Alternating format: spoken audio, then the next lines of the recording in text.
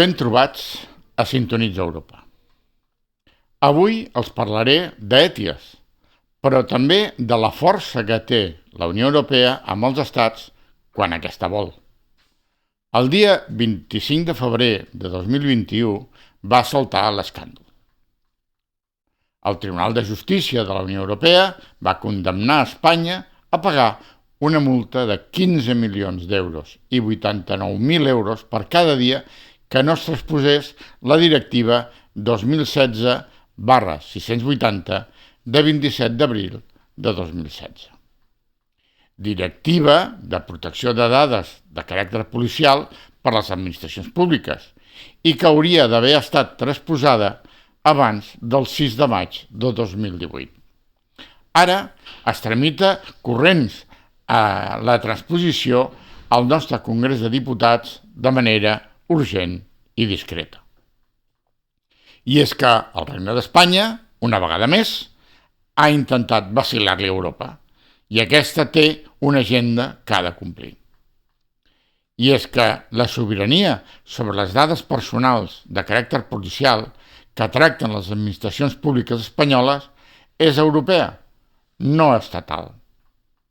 Les dades ja no són dels policies ni dels jutges espanyols i en aquesta agenda de la que hem vingut parlant sobre les dades i la seva aplicació està decidit que gestionin en 5 grans bases de dades europees que són SIS2, Eurodac, EES, ECRIS, VIS i una segregació d'aquesta que és ETIAS, de la qual parlarem avui, que estan totes elles a disposició de Frontex, la policia de fronteres europea, que ja intervé a Gibraltar per si algú la vol veure.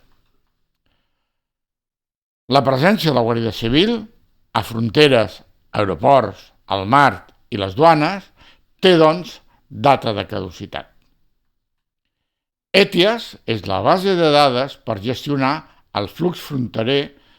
Per fer-nos una idea de l'envergadura de l'àmbit, diríem que parlem d'uns 1.400 milions de persones de més de 60 països, parlant de més de 100 idiomes de tot el món que poden entrar a Europa sense visat.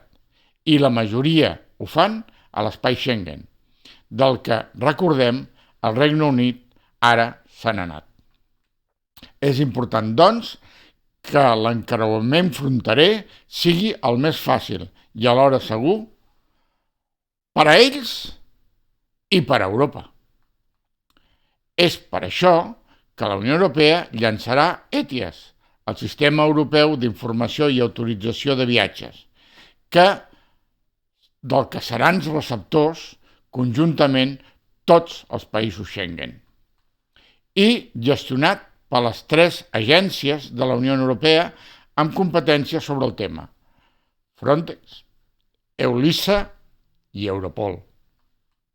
Amb ETIAS, les verificacions d'entrada es realitzaran abans que els viatgers reservin el seu viatge. Això escurçarà enormement els procediments dels controls fronterers a l'arribada.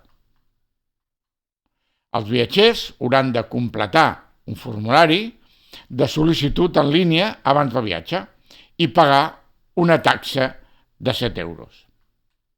Després, els sistemes automatitzats compararan les dades de la persona sol·licitant amb les 6 bases de dades esmentades i, en la majoria dels casos, el procediment només durarà uns minuts. De sorgir un problema, la unitat central d'ETIAS processarà la sol·licitud manualment, gestionada per Frontex, en un termini de 12 hores.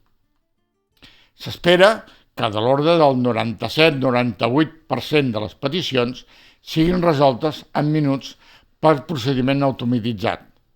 La resta, aquest 3% restant, es processarà per les unitats nacionals ETIAS.